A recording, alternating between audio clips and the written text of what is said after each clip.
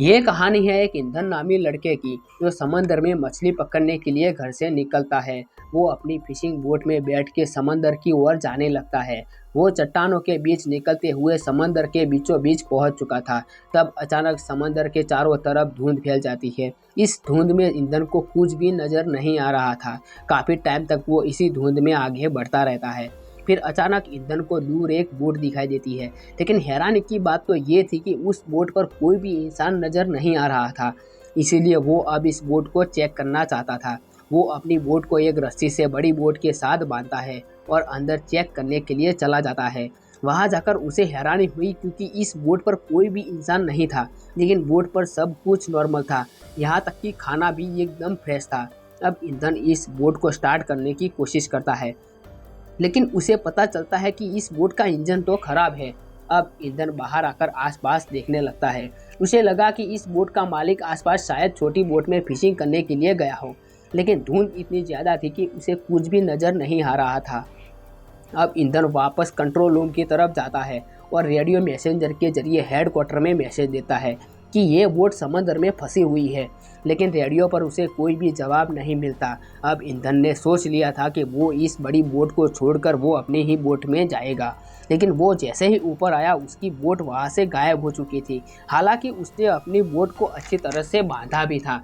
उसकी अपनी बोट गायब होते ही वहाँ से धुंध भी हट चुकी थी और आसमान एकदम साफ दिखाई दे रहा था।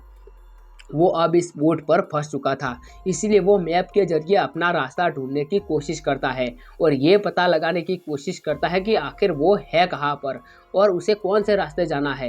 लेकिन प्रॉब्लम ये थी कि उस बोट का इंजन तो खराब था। इसीलिए वो अब इस बोट का इंजन ठीक करने की कोशिश करता है। वो टूल बॉक्स ढूंढता है और थोड़ी ही मेहनत के बाद वो इस बोट को ठीक कर देता है। अब बोट ठीक हो चुकी थी, लेकिन उसे रास्ता समझ नहीं आ रहा था। वो जाए तो जाए कहाँ। इसीलिए फिर से वो कंट्रोल रूम में जाकर रेडियो पर मैसेज देता है, लेकिन उसे कोई भी जवाब नहीं मिलता। ईंधन अब ऊपर आ जाता है और ऊपर आते ही उसे वॉशरूम जाने की ज़रूरत पड़ जाती है। कोई भी वहाँ पर नहीं था, इसीलिए वो समुद्र में ही अपना काम करने लगता है। लेकिन कोई उसे पीछे से ज़ोर से धक्का दे देता है, जिसकी वजह से वो नीचे गिर जाता है। लेकिन ईंधन रीलिंग को पकड़ते हुए बड़ी मुश्किल से ऊपर आ जाता है। इसी सारे चक्कर में वो अपना काम नहीं कर पाया था, इसीलिए वो नीचे टॉयलेट में चला गया। लेकिन वहाँ जाते ही किसी ने ज़ोर से टॉयलेट का दरवाज़ा बंद कर दिया। इसी चीज़ पर ईंधन ने ज़्यादा ध्यान नहीं दिया क्योंकि उसे लगा हवा की वजह से दरवाज़ा बंद हो चुका होगा। लेकिन जैसे ही वो दरवाज़ा खोलने की कोशिश करता है, लेकिन दरवाज़ा लॉक हो चुका था। वो इस दरवाजे को हर तरफ के से खोलने की कोशिश करता है, लेकिन कामयाब नहीं हो पाता। अब ईंधन का दिमाग खराब हो चुका था। वो सोचने लगता है इस शिप पर कोई तो है जो मेरे साथ इतना गंदा मजाक कर रहा है। ईंधन अब जोर जोर से चिल्लाने लगता है और कहता है प्लीज़ ये दरवाज़ा खोल दो, मैं यहाँ चोरी करने नहीं आया था, मैं तो सिर्फ चेक करने आया था। इतना सब कुछ कहने के बाद उसे कोई भी जवाब नहीं मिलता। अब उसे खुद ही यहाँ से निकलना होगा। वॉशरूम में एक कैबिन दिखाई देता है। ईंधन उस कैबिन को खोलता है। कैबिन खोलते ही ईंधन को किसी का खून दिखाई देता है। ईंधन डर जाता है और अंदर से कैंची निकालकर दरवाज़ा खोलने की कोशिश करता है, लेकिन कामयाब नहीं हो पाता। अचानक उसे ऊपर एक विंडो दिखाई देती है, जिस विंडो से निकलकर वो आसपास देखने लगता है। थोड़ी ही दूरी पर उसे एक कार्गो शिप दिखाई देती है। उसने देखा कि कार्गो शिप की डायरेक्शन उसकी शिप की तरफ है। अगर कार्गो शिप यहाँ आई तो उसकी शिप से टकरा जाएगी और वो मर जाएगा। इसलिए वो अपनी शर्ट निकालकर कार्गो शिप को सिग्नल देता है, लेकिन कार्गो शिप का कोई भी इंसान उसे नहीं देख पाता। उसे किसी तरह अपनी जान बचानी थी और अपनी शिप को रोकना था। इसीलिए वो विंडो के ऊपर एक रस्सी दिखाई देती है। वो इस रस्सी को बांधकर नीचे फेंकता है, लेकिन रस्सी नीचे जाकर शिप के फैन में फंस जाती है और उसी के साथ ही बुरा हो जाता है। वो रस्सी उसके गले में अटक गई थी। अब उसका दम घुट रहा था, वो मर जाता। लेकिन वो बड़ी ही मुश्किल से एक और टूल की मदद से रस्सी को काट देता है और अपनी गर्दन छुड़वाता है और किसी तरह अपनी जान बचा लेता है।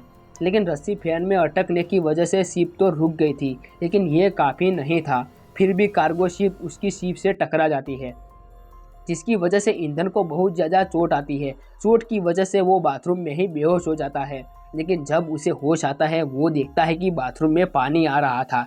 लेकिन हैरानी की बात तो ये थी कि ये समुद्र का पानी नहीं था, ये साफ पानी था। बोट में कोई तो था जो उसे डराने की कोशिश कर रहा था। वो एक बार फिर से कहता है, प्लीज़ मुझे जाने दो, लेकिन कोई भी उसकी बात का जवाब नहीं देता। उसे अब भूख और प्यास भी लगी थी, इसीलिए वो शावर का पानी पीने लगता है, लेकिन पानी तो ख़त्म हो चुका था। तभी वो फर्श से पानी उठाकर पीने की कोशिश करता है, लेकिन वो समंदर का खारा पानी था। उसे पता चला कि बोट में कोई हॉल हो चुका है और समंदर का पानी अंदर आ रहा है। उसे लगा कि जल्द ही ये बोट डूब जाएगी और वो मर जाएगा। इसीलिए वो फिर से दरवाज़ा खोलने की कोशिश करता है, लेकिन वो कामयाब नहीं हो पाता। अब रात हो चुकी थी, समंदर में तूफान भी आने लगा था। इसी तूफान में बोट का भी बहुत ज़्यादा नुकसान होता है और ईंधन को भी बहुत ज़्यादा चोट आती है, इसलिए वो सो जाता है। सुबह जब ईंधन की आँख खुली तब आधी बोट समंदर में डूब चुकी थी, उसका बस चेहरा ही नजर आ रहा था। तब जोर की आवाज़ आती है। पानी के प्रेशर के कारण बाथरूम का दरवाज़ा टूटकर गिर जाता है और ईंधन बाहर निकल जाता है। सबसे पहले वो बोट के ऊपर जाता है और ताज़ी हवा में सांस लेता है, क्योंकि नीचे ऑक्सीजन लेवल बहुत कम था। ईंधन ने सोच लिया था कि कोई तो है जो मुझे टॉर्चर कर रहा है।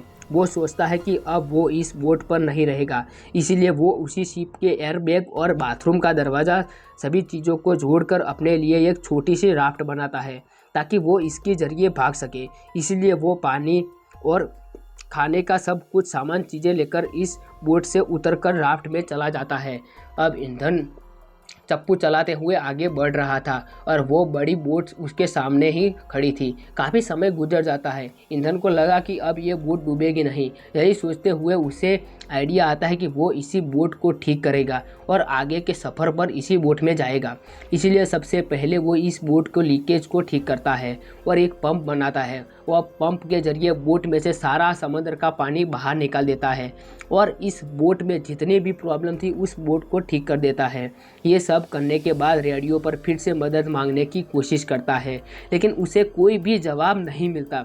इसीलिए वो ऊपर आकर मैप में दोबारा रास्ता ढूंढने की कोशिश करता है, लेकिन उसे कोई भी समझ नहीं आ रहा था। वो अब फिर से बोट को चलाने की कोशिश करता है, लेकिन इस बार फिर से बोट ने उसे धोखा दे दिया था। अब बोट पानी में ही स्थिर हो चुकी थी और स्टार्ट भी नहीं हो रही थी। तभी उसे दूर एक और बोट आती हुई दिखाई देती है।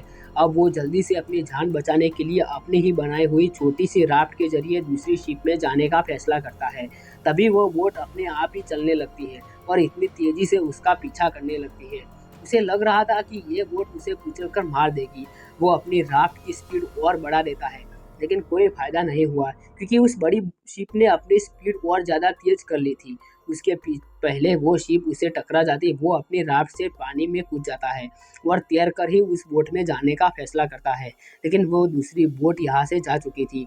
ईंधन ने सोच लिया था कि वो पानी में मर जाएगा, लेकिन उस बोट में कभी नहीं जाएगा। तभी शाम हो चुकी थी, लेकिन ईंधन पानी में ही तैरता रहा। लेकिन पानी बहुत ज़्यादा ठंडा था, इसीलिए वो दोबारा इस बोट में जाने का फैसला करता है। तबीयत उसकी इतनी ज़्यादा ख़राब हो चुकी थी, इसीलिए कुछ भी सोचे बिना वो रूम में जाकर ब्लैंकेट लेकर सो जाता है। सुबह जब उसकी आँख खुली तो उसने देखा कि अब उसका रूम का दरवाज़ा बंद हो चुका है। तभी उसे एक और रास्ता दिखाई देता है। रूम के ऊपर एक रोशनदान था, वो वहाँ से बाहर जा सकता है। उसने कई बार ऊपर चढ़कर दरवाजे को खोलने की कोशिश की, लेकिन वो हर बार नीचे गिर जाता था। अब वो कैबिन में ही लॉक हो चुका था। उसने काफ़ी मेहनत की, लेकिन कैबिन का दरवाज़ा नहीं खुल रहा था। कैबिन में धीमे धीमे ऑक्सीजन लेवल भी कम हो रहा था। उसने सोच लिया था कि दम घुटने की वजह से वो कैबिन में ही मारा जाएगा, लेकिन तभी कैबिन का दरवाज़ा खुल जाता है। तभी ईंधन बोट के बाहर आया और उसने देखा कि बोट एक छोटे से आइलैंड पर जा रही है। ये देखकर उसने राहत की सांस ली। जैसे ही बोट किनारे पर पहुंची, ईंधन फौरन ही बोट से नीचे उतर जाता है। ईंधन सोचता है कि इसी आइलैंड पर कोई तो इंसान है जो बोट को कंट्रोल कर रहा था और उसे टॉर्चर कर रहा था। लेकिन जैसे जैसे वो इस आइलैंड को एक्सप्लोर करता गया, तब उसे पता चला इस आइलैंड पर इंसान का नामो निशान तक नहीं है। तभी उसने देखा कि वो बोट जो उसे यहाँ लेकर आई थी, वो अपने आप ही दोबारा चल रही है, जैसे उस बोट में कोई इंसान मौजूद हो। ईंधन अब आगे बढ़ता है। उसे किसी भी हालात में यहाँ से निकलना था। तभी उसे एक दूसरा आइलैंड दिखाई देता है। वो घूमते घूमते उस जगह पर पहुँच जाता है जहाँ से उसने अपने सफ़र की शुरुआत की थी, और यहाँ पर उसकी बोट भी पहले से ही मौजूद थी। अब इस जगह पर इंसान भी नजर आ रहे थे। ऐसा लग रहा था कि यहाँ कुछ हुआ ही ना हो। ईंधन अब सोचता है, क्या ये सपना था या हकीकत? लेकिन ईंधन को कुछ भी याद नहीं था। और ये कहानी यहीं पर ही ख़त्म हो जाती है।